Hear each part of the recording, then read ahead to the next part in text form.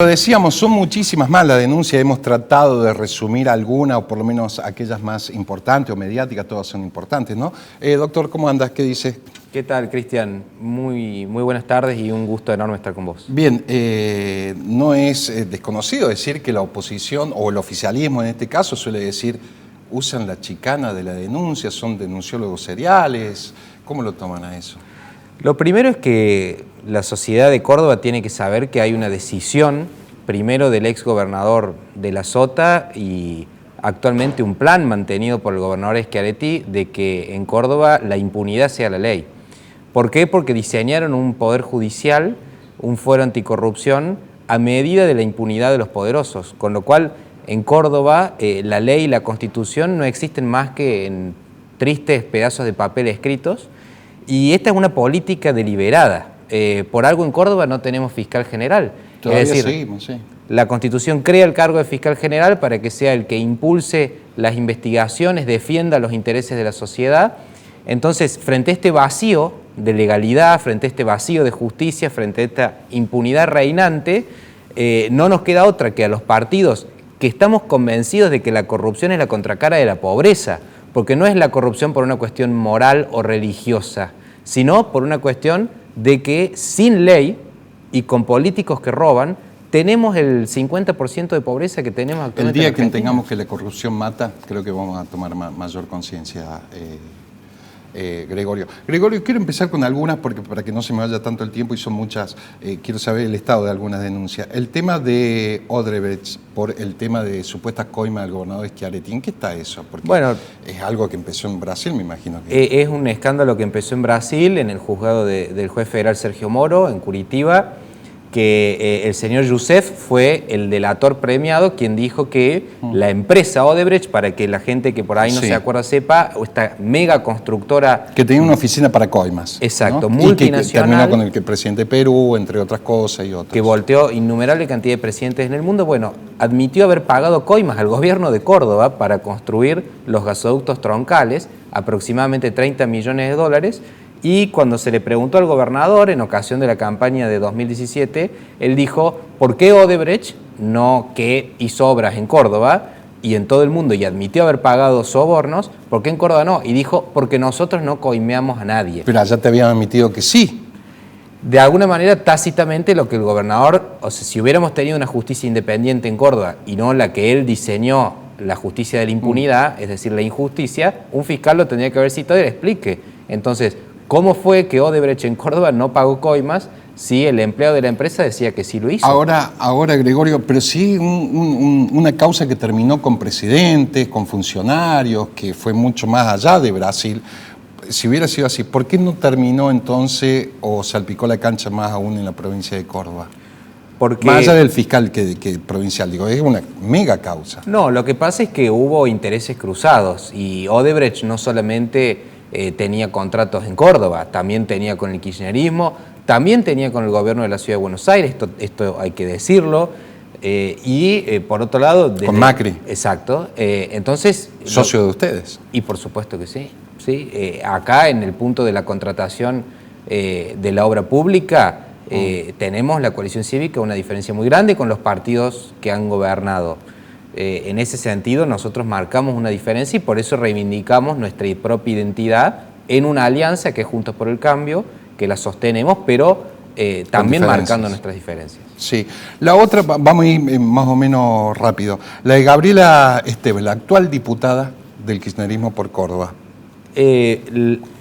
Lo que nosotros vimos fue que después, al poco tiempo del operativo Maldonado, que fue un operativo que montó el kirchnerismo para tratar de voltear al gobierno de Macri, o por lo menos de herirlo gravemente ante la opinión pública, diciendo que había perpetrado violaciones de derechos humanos, un grupo de legisladores de la Cámpora y de la izquierda y de dirigentes, entre ellos Gabriela Esteves, fueron a Estación Juárez Selman a impedir un desalojo legal. Donde la intendenta Miriam Prunoto. Exacto, con la intendenta Miriam Prunoto, para intentar impedir que se produzca un desalojo legal, regular, hecho por la policía de Córdoba en el marco de usurpaciones y tomas de tierra. Me acuerdo. Ellos se interpusieron en el medio de la fuerza pública, esto es inadmisible desde el punto de vista del Estado de Derecho, con lo cual nosotros denunciamos intimidación pública. Lamentablemente también la justicia en este caso se puso del lado del poder y no de la ley. Vamos a otro funcionario que me parece relevante porque es quien tiene a cargo, entre otras cosas, el tema de la pandemia en la provincia de Córdoba y es el actual ministro de Salud, Diego Cardoso. Por mordaza de información, básicamente. ¿Cómo es eso? Me acuerdo que había salido en Perfil Córdoba esa. Exacto, el ministro de Salud lo que dictó fue una orden para que ningún agente del sistema de salud de la provincia de Córdoba, directivos. No, cualquiera, médicos, empleados, enfermeros, etcétera, no podían usar sus redes sociales para publicitar o dar a conocer o denunciar el mal estado de los hospitales y de los centros de salud de la provincia de Córdoba. Algo que se hace siempre, pasó en el Hospital Pasteur de Villa María. Un atentado directo contra la libertad de expresión que nosotros consideramos un abuso de autoridad inadmisible en una democracia liberal y con lo cual nosotros fuimos a la justicia para pedir que se lo sancione al ministro Cardoso y lógicamente dentro de este sistema hecho para la impunidad que lo blindó absolutamente. Y el otro caso, hay algunos otros más, del ex intendente y actual legislador Rufail, del ex intendente de La Calera, ¿no? Por enriquecimiento ilícito. Esta la hiciste vos junto con Elita Carrió, me acuerdo. Claro, también, ¿no? En este caso la firma fue de la diputada Carrió y la diputada Martínez Villada. La investigación el equipo lo conduje, pero lo que nosotros investigamos y determinamos era que el señor Rufail, no teniendo ingresos lícitos, no teniendo profesión, no teniendo comercio, no habiendo heredado fortuna, vivía en una mansión de $500.000 en el country La Cuesta de La Calera. Pero él no salió a dar explicaciones después, diciendo que como trabajaba antes de ser intendente en la lotería, que había pedido un préstamo, etcétera. Por lo menos mediáticamente creo que salió en una radio así en La Calera. Claro, lo que pasa es que ante la justicia no pudo justificar, con lo cual la causa sigue abierta. Me decías, una casa de $500.000. Una casa de $500.000, sus hijos... Con un sueldo de intendente en ese momento. Con un sueldo de intendente que en su momento lo calculábamos en $70.000. Sí. Digamos, a duras penas, cualquiera que tiene una familia, varios hijos y gana $70.000 por mes, puede pagar un alquiler de una casa normal, o sí, por ahí puede comprar su casa y pagar un crédito, pero a duras penas. No semejante nivel de vida con autos, con principales propiedades, con un poder adquisitivo, con viajes. Aparte de la casa, ¿qué otro le llamó la atención así? A mí principalmente la cantidad de autos. La cantidad de autos, que por supuesto no tenía registrado su nombre. Pero eso es lo que nosotros le pedimos a la justicia que determine quién era el propietario real de sus bienes. Porque por supuesto que la casa tampoco estaba a su nombre, como tampoco la inmobiliaria. Pero la verdad es que no hay, nosotros la cantidad de testimonios que recabamos es que en La Calera reina la corrupción y se piden coimas para cualquier habilitación de los barrios privados. ¿Coimas? Por supuesto, claro. Claro. ¿Y eso en qué proceso está? Porque esa denuncia es fuerte, ¿no? Eso está incluido en la denuncia de enriquecimiento ilícito porque, digamos, el patrimonio y el nivel de vida del señor Rodrigo Rufail tiene el correlato en el origen ilícito de exacciones ilegales a pedidos a proveedores de la municipalidad o a particulares que solicitan licencias o habilitaciones para funcionar en alguna actividad en el municipio de La Calera. Sin ninguna duda de que eso es lo que debería determinar la justicia. Por supuesto que nosotros no lo podemos aseverar porque no tenemos ni la potestad para levantar secretos bancarios, secreto fiscal, para cursar pedidos de informe al Banco Central, a la AFIP, para investigar. Pero sí la justicia que debería precisar esto y por supuesto que el señor Rufail tiene derecho a defenderse en el marco de un juicio. Y la última frutilla de la torta que dejé al final tiene que ver con el caso, recordemos a la gente, de Juan Manuel Pereira, ex intendente de Villa Dolores, que apadrina a su hija Gloria Pereira, termina ganando, ya lo habías denunciado, ya me vas a decir el año, también por enriquecimiento ilícito, y ahora vuelve a saltar de vuelta a la escena mediática porque su hija denuncia a su padre, también por una cuestión de obras, ¿no? Mire, ¿ya se habían anticipado de alguna manera? El patrón es común. Las municipalidades en la provincia de Córdoba, en general, muy pocos intendentes de las ciudades grandes pueden explicar realmente el nivel de vida que tienen. ¿Por qué? Porque la debilidad institucional es la causa de que prolifere la corrupción. Sí. En Córdoba tenemos la mayoría automática en el Consejo Deliberante. En general, los concejales no frenan los proyectos de los intendentes. Y 51 legisladores de oficialismo. A nivel provincial, los 2/3 de la legislatura. El Poder Judicial cooptado. los tribunales de cuentas tienen la mayoría automática del oficialismo. En muy buena medida, la opacidad, es decir, la falta de transparencia, la falta de acceso a la información pública, es la antesala de la corrupción. Sí, claro. La falta de transparencia. Entonces, este sistema, en el caso de Villa Dolores, fue casi idéntico al de La Calera, a pesar de que son localidades de departamentos distintos, porque vemos que se arman centros de negocios alrededor de los municipios, en donde los proveedores, en general, son personas sin un historial técnico, sin una solvencia económica. Muy pocas veces se presentan a concurso. Exacto, que en general se abren como monotributistas, esto es lo que se vio en el caso de Pereira, monotributistas de la categoría más baja, encargados de pavimentar las calles del municipio o de hacer las obras de cloacas, y que en general son, en el caso eran la familia Ramírez, los hermanos Ramírez, lo llamaban tío al propio Pereira, esto es lo que se conoce sí, en el conoce pueblo, ahí en y el que pueblo, ¿no? eran los beneficiarios de las principales obras y servicios del municipio, y lo que se ve es que el señor Pereira también, sin título, sin profesión, sin comercio, sin alguna actividad, sin venir de familia de dinero, maneja un Audi, tiene un salón de fiestas, tiene innumerable cantidad de departamentos, de cabañas. Entonces lo que vemos es que dirigentes que dicen luchar por la justicia social, representar al pueblo, le piden el voto a los pobres. No predican con el ejemplo. Le piden el voto a los pobres y después viven como reyes. Sí. Ahora te quiero dar una de cal y una de arena, ¿no? Te dicen, denunciólogo serial. ¿Qué le respondes a eso? Bueno, lo primero es que nosotros denunciamos porque tenemos el deber de hacerlo. Nosotros, claro. cuando en este caso que mencionamos recién, la misma Gloria Pereira tendría que, porque fue funcionaria de él. La gente se cree que uno va a los lugares a investigar como si fuera un policía, y la verdad es que la gente viene con la información a nosotros, y cuando alguien te cuenta información de que se le está robando al pueblo, nosotros no podemos mirar para otro lado, porque estaríamos siendo cómplices de silencio. Sí. Eso por un lado. Por otro lado, lo que yo les contestaría es que ellos han montado un régimen institucional para la impunidad, en donde el gobierno no tiene controles. Entonces, no es que en ningún gobierno no se puedan producir hechos de corrupción o situaciones reñidas con la ética. En todos los gobiernos del mundo eso pasa, pero acá son sistemas en donde la forma de hacer política es la corrupción, que empieza con la recaudación de fondos para campaña. Por eso. Sí.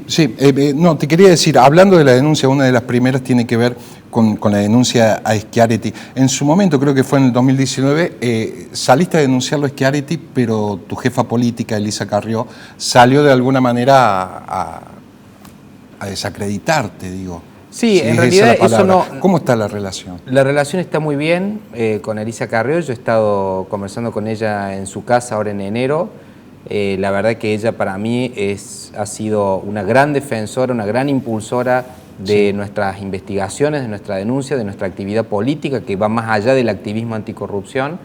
Es una persona en la que confío y que ha sido muy generosa conmigo, pero sí es cierto y fue público y notorio que en 2019, no por la denuncia por Odebrecht, tuvimos una diferencia con respecto a la estrategia nacional, en la cual claramente la contradicción principal era entre la República Democrática que encarnaba Cambiemos y el autoritarismo populista kirchnerista, y en ese marco el gobernador Schiaretti estaba alineado, si se quiere, con los intereses de la reelección del presidente Macri, y yo creo que ella tenía razón en ese caso. Decisión que festejaste, tengo entendido ahora, de esa ruptura de relación entre Macri y Schiaretti en función de cómo votaron los 4 diputados para sacar los fondos de la Ciudad de Buenos Aires, ¿no? Por supuesto, y yo creo que porque Schiaretti ya es parte del pasado, Schiaretti no tiene reelección, a no ser que quiera reformar la Constitución, que lo puede hacer porque tendría el número, pero Schiaretti ya forma parte del pasado. Ahora nosotros nos oponemos a su régimen político, económico y social por considerarlo profundamente injusto, y queremos sustituirlo por un régimen republicano. Creemos que Córdoba tiene que dejar de ser esta autocracia electiva en la cual simplemente se vota al gobernador, pero después el gobernador concentra la suma del poder público. Ahora, eso Gregorio, engendra corrupción. Sí, seguro, como decía Montesquieu, ¿no? Mucho tiempo en el poder ya tiende a la corrupción. Pero ¿cuál es la autocrítica que tiene que hacer la oposición? Digo, tus socios fueron separados también debe haber habido alguna división en el ARI, en la coalición cívica.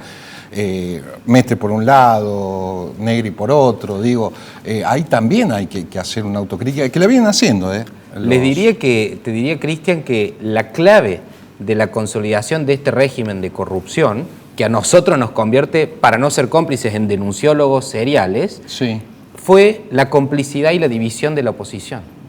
Y, por supuesto, de los principales partidos, empezando por el Partido Radical. Por algo, Elisa Carrió rompió con el Partido Radical y fundó el ARI, que después se amplió a la Coalición Cívica, que es nuestro partido. Nosotros no nos dividimos, estamos unidos, pero la verdad es que en el caso del Fuero Anticorrupción y del actual juez Gustavo Hidalgo, algunos legisladores radicales votaron a favor de eso. Entonces, ¿cómo se puede explicar un régimen que ha acumulado tanto poder y que no lo controla nadie y que tiene colonizado el Poder Judicial y que tiene colonizada la Defensoría del Pueblo y que tiene colonizado el Tribunal de Cuentas, sin la complicidad de la principal oposición no se puede explicar? Y esto hay que decirlo porque si no, no vamos a cambiar realmente. ¿Y qué es lo que nosotros queremos? En algún momento, no sé si todavía está ese reclamo político, por llamarlo de alguna manera, ¿llamaste a una mesa de diálogo para coordinar acciones entre tus principales socios, el radicalismo, el juecismo? ¿Cómo está eso? Bueno, estoy muy contento porque si bien en un primer momento no había interés después de la ruptura de 2019, que fuimos en 2 listas separadas, no había interés en recomponer, y ahora felizmente desde la Mesa Nacional de Juntos por el Cambio se empezó a coordinar en todos los distritos. ¿Y en Córdoba también? Exacto, este reclamo por la vuelta a la presencialidad en las clases. Claro, que estuvo la semana pasada los principales dirigentes de la oposición. Y nos juntamos ahí dirigentes de los 3 partidos, de los 4, acá en Córdoba, incluyéndolo a Luis Juez, con Brenda Austin, con Sober El Zucaría, con nuestra legisladora Cecilia Asusta, con el legislador Marcelo Cosar. Coordinamos este evento y bueno, Dios quiera que podamos seguir trabajando juntos con el resto de los representantes para consolidar una oposición que sea firme al régimen de Hacemos por Córdoba, pero que también tenga propuestas, porque la corrupción no se termina con las denuncias. Esto también la gente lo tiene que tener claro. Nosotros no creemos que denunciando en un régimen de impunidad se vaya a terminar. Lo que logramos es visibilizar, exponer. Claro. La condena social es lo peor que le puede pasar a un corrupto. Primer punto. Y ya eso es una contribución para hacer retroceder la frontera de la impunidad. Ahora, tenemos que tomar el poder, ejercerlo de manera distinta y fundar instituciones para prevenir la corrupción. Eso es lo importante, porque una vez que el hecho ya ocurre, ya estamos llegando tarde. Seguro, ya estamos llegando tarde. Seguro. Son socios, decía, integrantes de Cambiemos, de Juntos por el Cambio. ¿Qué ilusión, qué perspectiva tiene en cuanto a los lugares de la lista en estas elecciones, digo?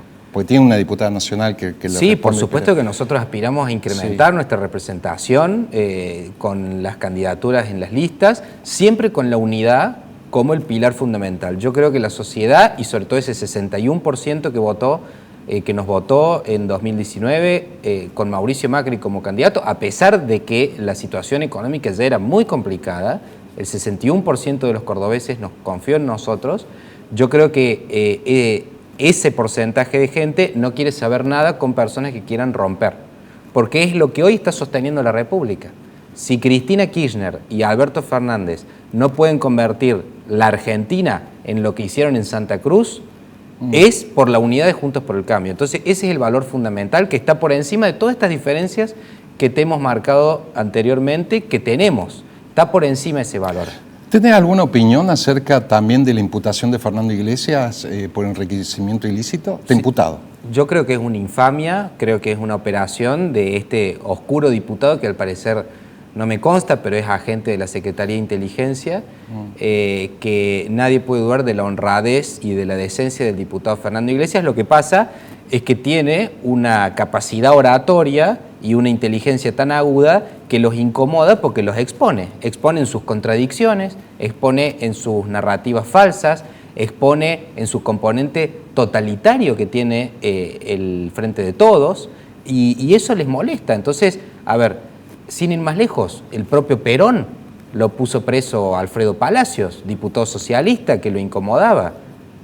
A los principales opositores están los genes de este movimiento populista, que cuando hay determinada figura de la oposición que lo incomoda, tratar de exterminarlo o acallar esa voz.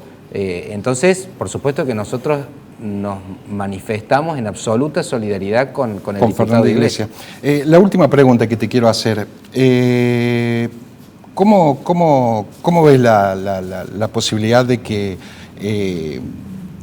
algún integrante del ARI sea una figura expectable?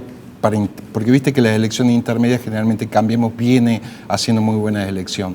Digo, que esté en un tercer lugar, cuarto lugar, Sí, porque por tenés los supuesto. socios mayoritarios, ¿no? El radicalismo, el juecismo. Yo creo que cada vez nuestro partido, como te digo, Cristian, ha sido muy difícil llevar adelante este activismo anticorrupción donde lo que reina es la impunidad y a su vez las relaciones con los diferentes actores de la clase política. La verdad que a mí me ha costado mucho jugar ese doble rol. Me arrepiento, por supuesto, de algunos excesos o algunos errores que puedo haber cometido, seguramente por falta de madurez o por falta de experiencia, pero me arrepiento de algunos errores, pero creo que las relaciones están maduras, creo que están las condiciones dadas para que nuestro partido, con la enorme cantidad de gente que se está sumando, tenga un lugar más expectable. Y la última, por sí o por no, más allá que sea la interna radical, digo, ¿te gustaría que gane alguien en particular? ¿Alguna simpatía, alguna llegada? ¿Con quién tenés más afinidad? Digo, entre el grupo de Mestre, Negri, de Loredo. Mire, yo creo que... ¿O vas a hacer el cassette de decir no me meto? No, yo creo es que... política también, y está bien. Los conozco a los, creo que 3 que quedaron como candidatos.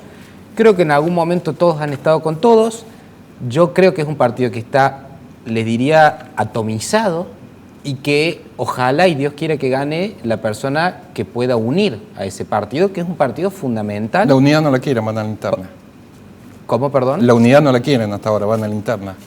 No está mal, no está mal si se tiene que votar porque no se logra un acuerdo previo. Ahora, lo que yo desde la coalición cívica quiero es que nuestro socio mayoritario, que es el Partido Radical, se regenere, recupere el rumbo ético que siempre lo caracterizó, sobre todo habiendo tenido figuras como Arturo Illia.